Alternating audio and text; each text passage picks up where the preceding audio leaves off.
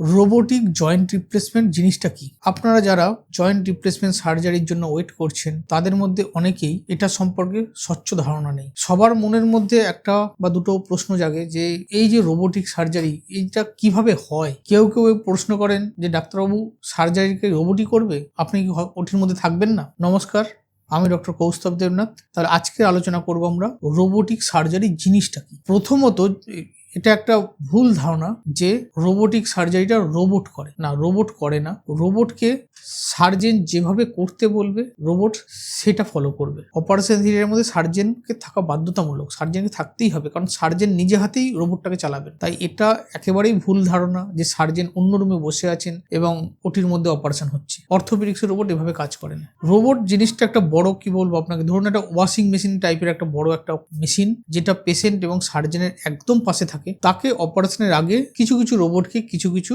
ছবি দিতে হয়।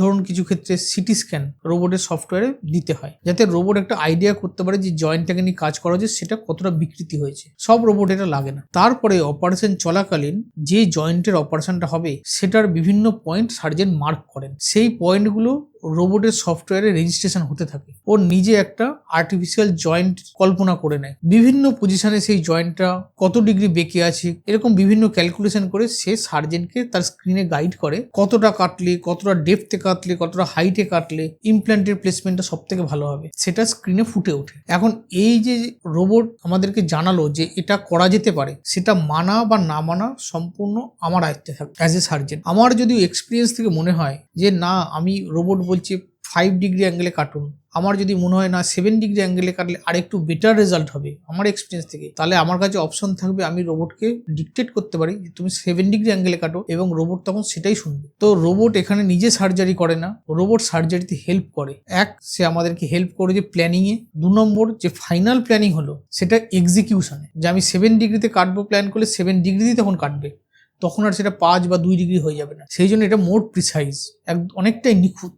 রোবট একদম সার্জেনের পাশে থাকে, তার একটা আমরা আর্ম বলি, একটা মেটালের একটা অংশ যেটা এসে ধীরে ধীরে জয়েন্টের কাছে এসে দাঁড়ায়। তার মধ্যে একটা সরু অংশ, ফাঁকা অংশ থাকে, যেখান দিয়ে আমরা ব্লেড চালিয়ে বোনের বিভিন্ন অংশ কাটি বা রিম করি। এখানে রোবটের আমাদের যেমন আঙুল আছে সেরকম 5টা-10টা আঙুল নেই যে সে এসে অপারেশন করছে।